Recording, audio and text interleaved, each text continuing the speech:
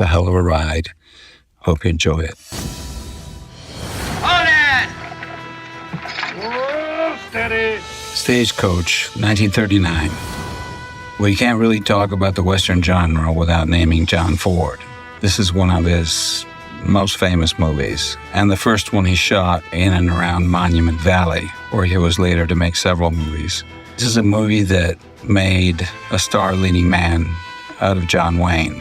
He has an impressive entrance in this movie, his character. Hello, Curly. He plays a cowboy gunslinger who's had some problems with the law. The movie also stars Claire Trevor, John Carradine, Thomas Mitchell. I'm happy, Great one. Really interesting characters. In a way, when you look at this movie now, you might be forgiven for thinking that these characters are cliches. This is where those kinds of characters originated.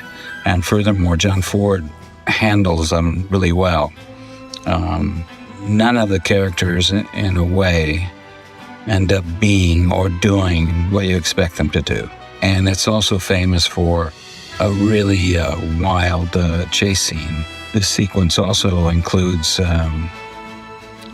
maybe the stunt sequence that the movie's most famous for. Yakima Kanat, legendary stunt performer. He goes under a bunch of running horses and somehow lives to tell the tale. I don't know how he did that. If I Should Die Before I Wake. This movie is a disturbing sort of fairy tale told from the point of view of a young boy named Lucho, whose father is a policeman. Lucho's a bit of a prankster, kind of class clown in the beginning of the story. And I won't ruin the movie for you, but there's been several young girls about Lucho's age have disappeared recently in the area. And the last of these to disappear is a friend of Lucho's. A girl who had told him, swore him to secrecy, but she had told him that she had met a man who lives in the woods near the park where the kids play. And he had given her lollipops and promised to show her his house full of candy. But she made Lucho promise not to tell anyone. Once she disappears, he's of course torn between keeping his promise to her and notifying his father, who's a policeman. Lucho initially tries to track down the killer himself. Anyway, I recommend it. It's a good story. Might make you think of Hansel and Gretel. It might remind you of Fritz Lang's M.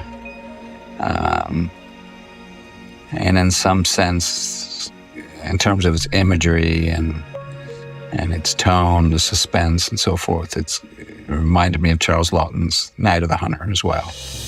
La Pointe Courte, 1954. I've long been a fan of this director's work, Agnès Varda. I like this movie because it's a very low-budget movie, but it's well shot, really well edited, has a nice pace to it. It's an unusual story.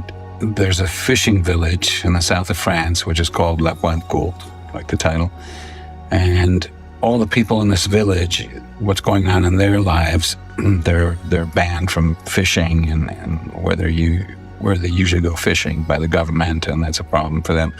These are all non-actors, which was unusual in a French movie in the 1950s. And their story is contrasted with the maybe central story of a man and a woman who are having relationship problems, and we hear them talking about that.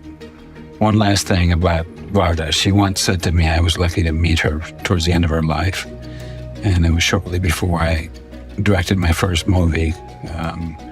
And she asked me what I was up to, what I was going to do next. And I said, well, I'm going to direct my first movie. She said, oh, good. She goes, make sure you don't show the audience anything. And I said, well, it's a visual medium. What do you mean don't show the audience anything? And she said, what I mean is don't show them, but create in them, by virtue of your storytelling skills, a desire to see things. Don't show them, make them want to see for themselves. Seemed like very good advice, and I have tried to follow that in both movies I directed, and will always keep that in mind. The Great Santini.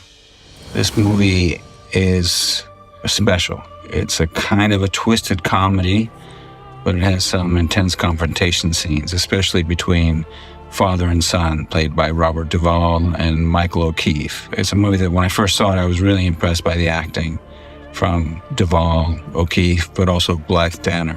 The Great Santini is a nickname given to Robert Duvall's character. He's a lieutenant colonel in the Marine Corps and an ace pilot.